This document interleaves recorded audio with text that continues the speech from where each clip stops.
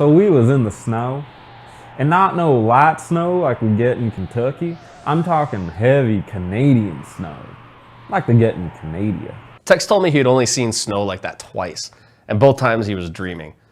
I told him he can't count those. He said that was a failure of his school and not him. It wasn't long before I found a strange contraption in the snow. When I entered it, I was sure in for a shock. And by shock I mean surprise, and not the kind I used to get to treat my masturbation habit. He teleported his way up to the fantastical kingdom of Zeal. His whole take on the story was about to be flipped upside down. I found a brand new country, high above the clouds. If this was heaven, it was just as it was described to me in church. Beautiful, pleasant, and mostly Caucasian. Seems most people here are obsessed with learning and reading. I wish we could have done that more when I was young, but we were told to burn all of our books. He was oohing and awing like he'd never seen a library before. Wait, I bet he was oohing and awing because he'd never seen a library before. In seeing this crazy new location, he had this amazing look in his eyes, this look of pure childlike wonder. I hadn't seen that look in his eyes since he saw his first Asian person. It was actually just a light-skinned Mexican. We just didn't want to ruin that moment. Everything here was so elaborate. The people dressed all fancy, the floors were masterfully crafted. I went to a couple cities until I finally made my way to the fanciest of them all, the city on top of a crazy looking mountain. While I was walking around this new town, I met a young boy with blue hair. He had some ominous words for me. He said, "A dark wind howls. One of you will soon perish." I hope it's the frog. I don't trust amphibians. Or people that have turned into amphibians, of which I know several. He made his way to a bedroom with two characters that would become vital to the story. That little boy was talking to his sister. His name was Janice, and her name was Scala. She seemed nice, but he was just unsettling, like snuff films or biracial couples. The Queen and Scala made their way through a door that should have been familiar to Tex, but he was unable to get through it the same way. He would have to find another way to get in. I took Marl's pendant to a room with a big robot. Once we got there, she was able to charge it with some unknown power. This would be our key to get through these cryptic doors. There was this creepy fella named Dalton waiting for us when I broke through the sealed door. He had a cape and a cool outfit. He looked like one of them superheroes, like Superman, Batman, or Straight Man. A southern superhero that cures the homosexuals. Tex got destroyed by Dalton's golem and ended up imprisoned in the Kingdom of Zeal. We was hovering in a weird prison, almost lifeless, when Scala and Janice visited us. They bickered for a little bit, and then she let us go. A creepy looking man in a hood said he would let us go as long as Scala sealed the portal that brought us here. I was pretty cool with that. I was getting sick of this place anyways. We traveled back to the future.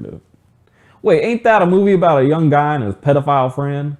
I found the door in the future that the game hinted at me to find.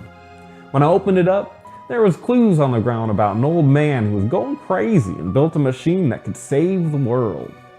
I found something like this in my house once. Turned out it was just my cat, leading me to the matches again. Tex found the machine. It was of course a time travel machine, and he explained to me how logical time travel was. After that nonsense, I asked him what 2 times 2 was, and he said he didn't have his abacus anymore. I can't count how many times I've needed it. I now had a fancy time machine. I started to think what I would do with such a powerful piece of technology. I think I'd sell it.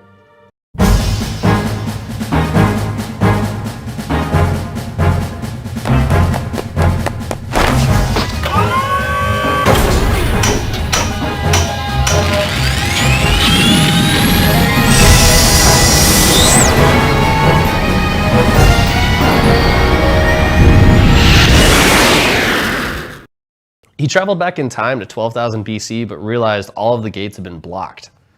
He would have to find a different way. I found a small village in the cold. They called themselves the Earthbound Ones. Honestly, to me, they look like cavemen. The people of Zeal banished them to the caves when they found out they couldn't use magic. It's a tragic story, but it makes sense. These people were dirty and gross, like feet or bugs or my toilet seat. I do not know how to aim. From the caves, we traveled up a large island in the sky, held in place by a massive chain. This place was breaking the concept of gravity, which is in fact the law of physics, and not the thing that happens when you get a cavity from eating too much gravy. He fought his way up the chain and eventually took out the Giga Gaia creature that waited him on top of the island. The boss was this scary looking demon with hands that disappeared. He was massive, but more annoying than anything else, like a big dust storm, or Rosie O'Donnell. The island came crashing down into the ocean and the seal was broken.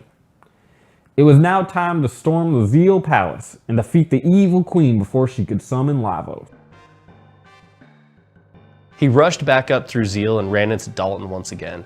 This time, they battled the man head on.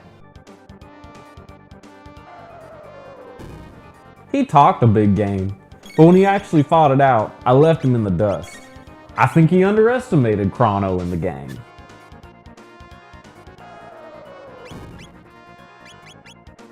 He disappeared into a portal, so of course we chased him through it.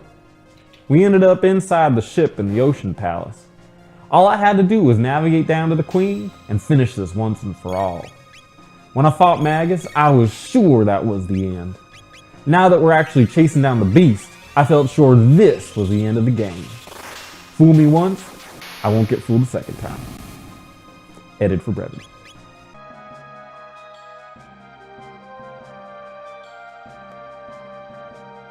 Tex ran into Dalton once more, only this time he summoned a pair of golems. I could tell Tex was worried since he lost them last time, but he has grown so much as a team, he was able to squeak by this time. I was pretty surprised. I didn't think he would be able to make it. Finally, we busted through the doors and found the machine channeling Lavos' power. We threw a ruby knife at it, but instead of destroying it, it helped summon the beast. We were now face to face with the enemy. It was this grotesque creature with negative energy flowing out of it, like when your cousins have a baby with more than 2 heads. He fought Lavos, but was immediately destroyed. The creature was far too powerful. Everybody in my party was wiped out at once. It was like that time I was trying to hold my birthday party in the eye of that tornado.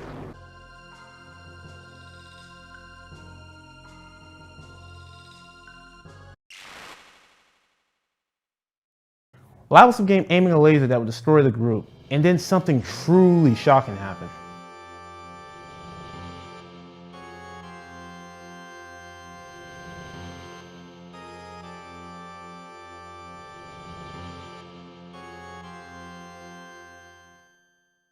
Chrono got in the way, and then